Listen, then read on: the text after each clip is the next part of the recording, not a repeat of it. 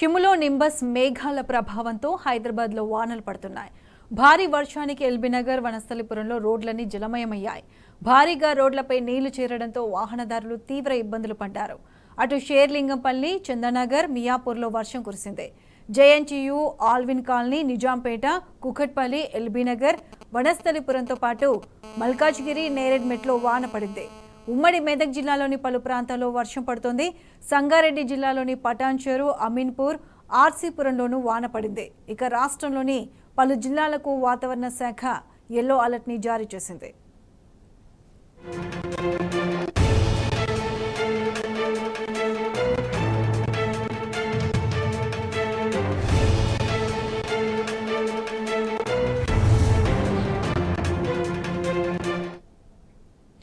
Right, cumulonimbus మేఘాల ప్రభావంతో హైదరాబాద్లో భారీ వర్షాలు పడుతున్నాయి. దీనికి సంబంధించి పూర్తి అప్డేట్స్ మా ప్రతినిధి గణేష్ అందిస్తారు. గణేష్, ప్రత్యూష, హైదరాబాద్ కి సంబంధించి చూసినట్టయితే క్యుములోనింబస్ మేఘాల వల్ల చాలా చోట్ల కూడా భారీ వర్షాలు పడడం జరుగుతుంది.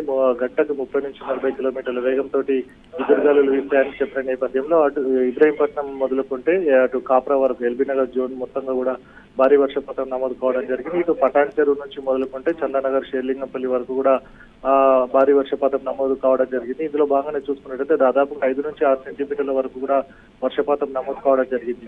దీనికి సంబంధించి ఇప్పటికే వాతావరణ శాఖ నుంచి వచ్చిన హెచ్చరికల నేపథ్యంలో కూడా ఎక్కడెక్కడైతే వర్షపాతం నమోదు కావడం జరుగుతుందో అక్కడ ఉన్న అధికారులకు కావచ్చు, ఇప్పటికే జోనల్ కమిషనర్లకు సమాచారాన్ని అందించడం జరిగింది. అక్కడ ఉన్న సిబ్బంది, డిఆర్ఎఫ్ సిబ్బంది కావచ్చు, ఫీల్డ్ లెవెల్లో ఉన్న సిబ్బంది అంతా కూడా అలర్ట్ గా ఉండాలని కూడా ముందస్తుగానే 1-2 గంటల ముందుగానే సమాచారాన్ని అందించడం జరిగింది. అలాగే ముందస్తుగానే చాలా చోట్ల కూడా డిఆర్ఎఫ్ టీంలు అందుబాటులో ఉండడం వల్ల ఎక్కడైతే వర్షపాతం కి సంబంధించి వాటర్ లాగింగ్ పాయింట్స్ ఉన్నాయో వెంటనే ఆ వాటర్ ను కూడా తీసివేయడం జరుగుతుంది. అలాగే చాలా చోట్ల కూడా ఈదురు గాలులు వీస్తున్న నేపథ్యంలో చెట్లు విరిగిపోవడం కావచ్చు, అలాగే కరెంటు పోల్స్ పడిపోతాయి. కాబట్టి ముఖ్యంగా ప్రాణ నష్టం జరగకుండా చర్యలు తీసుకోవాలని కూడా అధికారులకు ఆదేశాలు జారీ చేయడం జరిగింది.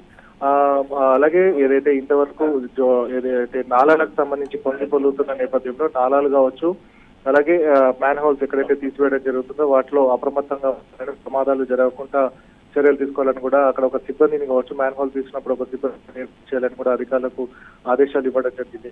మొత్తంగా 4 సెంటీమీటర్ల వరకే హైదరాబాద్ నాలాలన్నీ కూడా కెపాసిటీ ఉండడం జరిగింది. కానీ 5 నుంచి 6 సెంటీమీటర్ల వర్షపాతం నమోదు కావడంతో రోడ్లు, నాలాలు అన్ని కూడా కంబైన్డ్ గా అంతా కూడా కలిసిపోవడం జరిగింది. కాబట్టి బయటకు వచ్చి ఎవరైతే అవసరం అయితేనే బయటకు రావాలని, ఎక్కడైతే వాటర్ లాగింగ్ పాయింట్స్ ఎక్కడైతే ఉండడం జరిగిందో అక్కడ మాత్రం జాగ్రత్తగా ఉండాలని, అట్లాంటి ప్లేస్ లో మాత్రం అవాయిడ్ చేయాలని కూడా అధికారులు చెప్తున్న నేపథ్యం కనబడుతుంది. కొన్ని చోట్ల అంటే గతంలో ప్రభుత్వం ఎస్ఎన్డిపి పథకాన్ని తీసుకొచ్చిన నేపథ్యంలో దాదాపుగా హైదరాబాద్ నగరంలో 200 ఏరియాల్లో ఎస్ఎన్డిపి వల్ల అంటే స్టామ్ వాటర్ రేట్స్ వెళ్ళిపోవడం కి సంబంధించి బీఆర్ఎస్ ప్రభుత్వం తీసుకొచ్చిన స్టామ్ వాటర్ ఎస్ఎన్డిపికి సంబంధించి తీసుకురావడం వల్ల చాలా చోట్ల అంటే దాదాపుగా 200 కాలనీల వరకు కూడా లోతట్టు ప్రాంతాల నుంచి వాటన్నిటి కూడా బయటపడడం జరిగింది. ఇంపాక్ట్ అనేది కూడా ఇప్పుడు కూడా మనం చూసుకుంటాం. చాలా మటుకు లోతట్టు ప్రాంతాల నుంచి కాలనీ ప్రజలందరూ కూడా బయటకు రావడం జరిగింది. ఇంకా శివారు ప్రాంతాల్లో కూడా పనులు అవుతున్న కంప్లీట్ అయితే మాత్రం అక్కడ కూడా వాటర్ లాగింగ్ పాయింట్స్ లేకుండా అవి డైరెక్ట్ గా చెరువులోకి వెళ్ళిపోయే విధంగా కూడా చర్యలు తీసుకోవడం జరుగుతుంది. సో ముఖ్యంగా సాఫ్ట్వేర్ కంపెనీస్ కావచ్చు, మిగతా వారు కావచ్చు 6 గంటలు అవుతున్న నేపథ్యంలో బయటకు వచ్చే టైంలో ఈ వాటర్ లాగింగ్ పాయింట్స్ ఉండడం కావచ్చు, వర్షపాతం వస్తున్న నేపథ్యంలో వారందరూ కూడా టైం ను అడ్జస్ట్ చేసుకుని అంటే 6 to 7 కావచ్చు, అంటే ఆల్టర్నేట్ టైం చూసుకుని వారందరూ కూడా బయటకు రావాలని కూడా అధికారులు చెప్తున్న నేపథ్యం. ఎందుకంటే ఒకేసారి అందరూ ఆ టైంకి బయటకు రావడం వల్ల జిహెచ్ఎంసీ సిబ్బంది పనులు చేసుకోకపోవడం, అలాగే వాహనదారులందరూ కూడా బయటకు రావడం వల్ల ఇబ్బందులు తలెత్తుతాయి. కాబట్టి నగరవాసులు కూడా సహకరించాలని మరి చెప్తున్న నేపథ్యం. ఎక్కడైతే ఈ వాటర్ లాగింగ్ పాయింట్స్ కావచ్చు, ఏదైతే పోల్ విసిపోవడం, చెట్లు పడిపోవడం ఏదైతే సమస్య ఉంటే మాత్రం డిఆర్ఎఫ్ టీమ్ కి సంబంధించిన toll free number control room కి కూడా సమాచారం ఇస్తే అక్కడ వెంటనే వచ్చి వారు అందరూ కూడా తమకు సంబంధించిన హెల్ప్ లైన్ ఇస్తారని చెప్పేసి హెల్ప్ లైన్ కూడా ఏర్పాటు చేయడం జరిగింది. ముఖ్యంగా ఏదైతే పురాతనమైన ఇండ్లు ఉండడం జరిగిందో వాటిలో మాత్రం ఉండద్దు అని చెప్పేసి ఇప్పటికే అధికారులు సూచించడం జరిగింది. నుంచి వెకేట్ చేయాలని కూడా అధికారులు చెప్పిన నేపథ్యం. సో మొత్తంగా దీనికి సంబంధించి కొంచెం నగరవాసులందరూ కూడా అప్రమత్తంగా ఉండాలని, వాటర్ లాగింగ్ పాయింట్స్ ఉంటే మాత్రం ఆ ఏరియాని మాత్రం అవాయిడ్ చేయాలని కూడా అధికారులు చెప్పడం జరుగుతుంది. Right Ganesh, thank you.